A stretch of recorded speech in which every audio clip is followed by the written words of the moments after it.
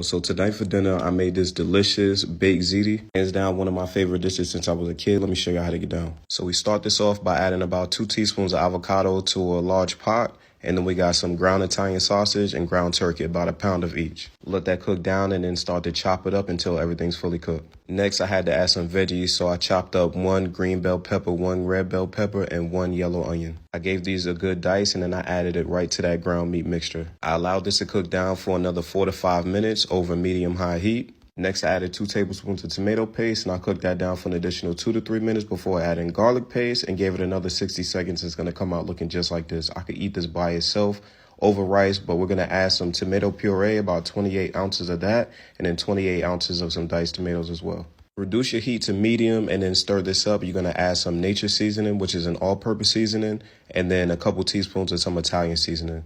To cut the acidity, I added a little bit of sugar. A lot of people hate that part, but I'm just going to go ahead and do it. Give that a good mix and then put a lid on it and let that cook down on low for another 20 minutes.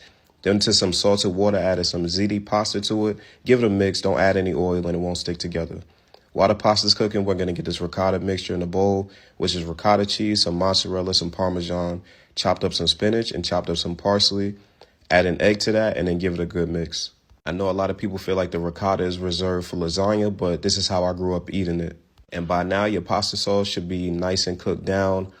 Give it a good mix and taste it. Adjust any seasonings if necessary. If it tastes good to you, then it's good with me. We're going to go ahead and put that meat mixture down first, add the ziti pasta on top of that, and then we're going to scoop out some of that ricotta cheese. I like how that spinach and parsley gives it a nice pop of color right in the middle of the ziti. Next, we're going to add a thick layer of some mozzarella cheese, more sauce, more ziti, a little bit more sauce on top of that, and then finish it off with even more cheese. For another nice pop of color and some freshness, I'm going to finish it off with some chopped parsley.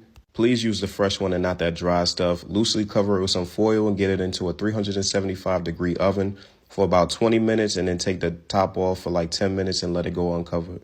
Give it about 5 minutes to rest and you're going to have the best baked ziti that you probably ever made. This is a family favorite of mine that I'm sure can be yours too. Try this recipe out and make sure you let me know you do, and you already know it's a wrap. Let's go.